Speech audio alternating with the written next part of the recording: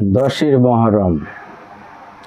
দশই মহরম কখন থেকে শুরু হলো, এর মাঝে কি কি ঘটে গেছে, এর মাঝে হাকিকত কি আছে এবং মারিফত কি আছে তা আজকে জানার চেষ্টা করব এবং শরীয়তে কি কি ঘটছে তাও জানার চেষ্টা করব। তো প্রথমতে দশই মহরম এই দিনটা হচ্ছে মুসলমানদের প্রথম দিন। যেমন ইংরেজিতে আপনার জানুয়ারির প্রথম 1 তারিখ, বাংলায় নববর্ষ, ঠিক তেমনি দশই মহরম আরবি মাসের প্রথম তারিখ। তো এই তারিখে অনেক মহত্ব লুকিয়ে আছে। যেমন এই দশই মহরমে হজরত আদম আলাইহিস সালামকে এই পৃথিবীতে প্রেরণ করা হয়। এই দশই মহরমে আদম আলাইহিস সালাম আল্লাহর কাছে ক্ষমা প্রার্থনা করে ক্ষমা পায় এই দশই মহরমের দিনে। আবার ঠিক এই দশই মহরমে মা হাওয়ার সাথে মিলিত হয় দশই মহরমের মাঝে। তো অনেক রেওয়ায়াতে, অনেক কেসাজে, অনেক জায়গায় এ নিয়ে অনেক বয়ান হয়েছে, লেখালেখি হয়েছে। তো সবাই সবার মতো করে বলছে, একই কথাই বলছে। এটা তার বানানোর বিষয় না যে বানায়া বলতে পারবে। তো এই দশই মহরমের মাঝে আরো কিছু সত্য ঘটনা আছে। দশই মহরমে নূহ আলাইহিস সালামের যখন তার কওমকে পানির মাঝে প্লাবিত করা হয়, তার কিস্তির মাঝে যারা যারা উঠছিল সেই কিস্তিটা থামে দশই মহরম, বা কিস্তি থেকে নামে দশই মহরম, এরকম বলা হয়েছে। তো কেন পরপর ঘটনাগুলা দশই মহরমেই ঘটে? যেমন কথিত আছে কিয়ামত হবে এই দশই মহরম, শুক্রবার মাগরিবের নামাজের পর কিয়ামত অনুষ্ঠিত হবে এই দশই মহরমে। তো দশই মহরমে একটা কালো অধ্যায়ও আছে। কালো অধ্যায় হচ্ছে হোসাইনকে কারবালার ময়দানে এজিদি পক্ষ তাকে শহীদ করে এই দশই মহরম। তো এর মাঝে আপনার মুসা কালিমুল্লাহ, নমরুদ, ফেরাউনের অধীনস্থ থেকে বনি ইসরায়েলকে আল্লাহ তাআলা মুক্তি দান করে লৌহ সাগরে পানির মাঝে ডুবায় এই দশই মহরম। যখন আপনার বনি ইসরায়েলদের দাওয়া করতেছিল, তারা দৌড়াইতেছিল, পলায়ন করতেছিল, লৌহ সাগরের তীরবর্তী যখন আসে, যখন উপায়ন্ত না দেখে আল্লাহর কাছে কান্নাকাটি করে, তখন আল্লাহর নির্দেশে মুসা কালিমুল্লাহ আপনার তার আল্লাহর ইশারায় তার লাঠি সমুদ্রে নিক্ষেপ করে বা সমুদ্রে আঘাত করে, যা দ্বারা 12টি রাস্তা তৈরি হয় সমুদ্রের মাঝখান দিয়া। সেই রাস্তা দিয়া বনি ইসরাইল পার হয়। তার পিছু পিছু ফিরআউনের দল যখন যায়, তখন আল্লাহ তাআলা তাদেরকে ওই রাস্তা বন্ধ করে দিয়ে পানিতে ডুবাইয়া মারে। তো এই দশই মহরম সম্বন্ধে হযরত মুহাম্মদ সাল্লাল্লাহু আলাইহি সাল্লাম কিছু আমল করছেন।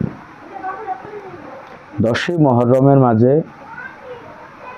আপনার আউলিয়া গাউস কুতুব তারা এই দশই মহরমে বলে গেছেন যে নবীজির বাণী বা নবীজির বলা কথা, বেশি থেকে বেশি মুহররম মাসে ইবাদত করতে হবে,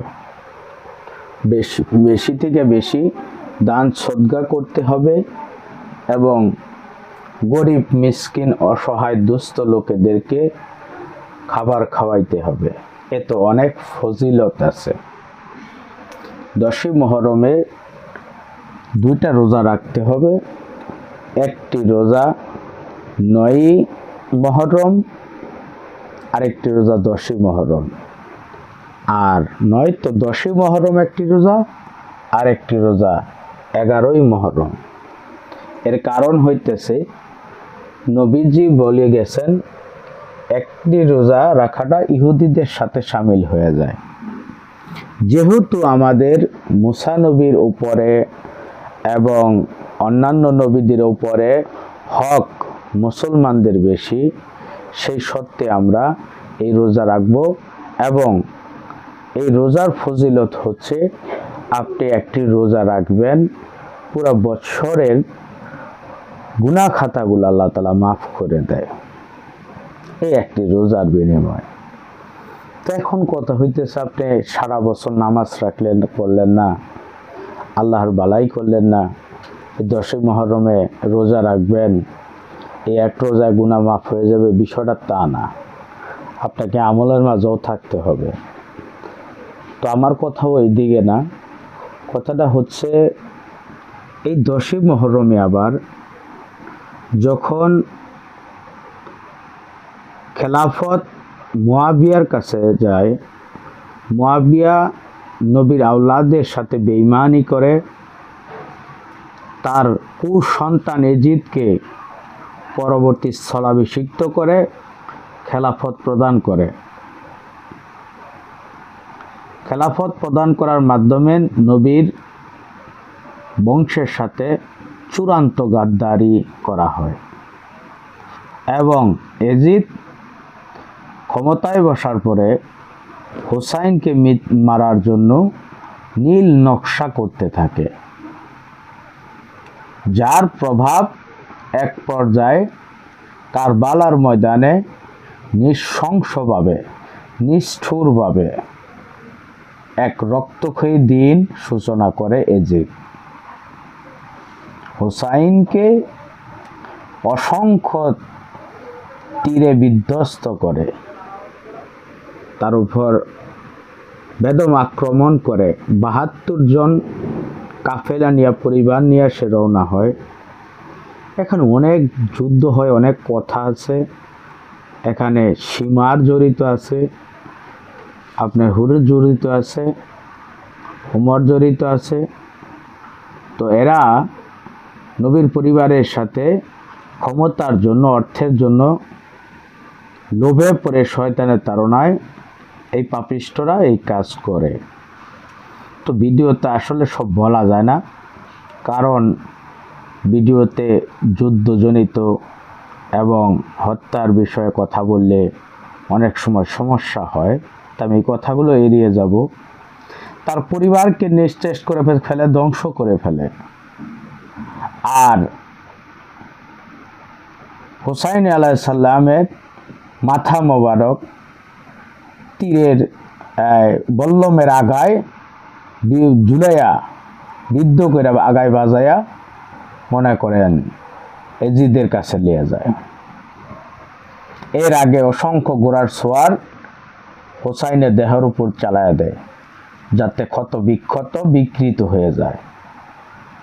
এই হুসাইন শুক্রবারের নামাজ পড়ার পর 2 রাকাত নামাজ পড়ার জন্য অনুরোধ করে, যা এজিদ সময় দেয়, কিন্তু নামাজ পড়া অবস্থায় শত শত তীর বিদ্ধ করে একের পর এক এই এজিদ এতটা কষ্ট দিয়া তাকে হত্যা করে, চূড়ান্তভাবে তার শিরচ্ছেদ করে।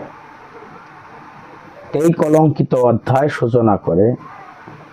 এখন এক দল আছে, এত ঘটনার পরেও মুয়াবিয়াকে মুয়াবিয়া আলাইহিস সালাম বলে এবং এজিদকে এজিদ আলাইহিস সালাম বলে।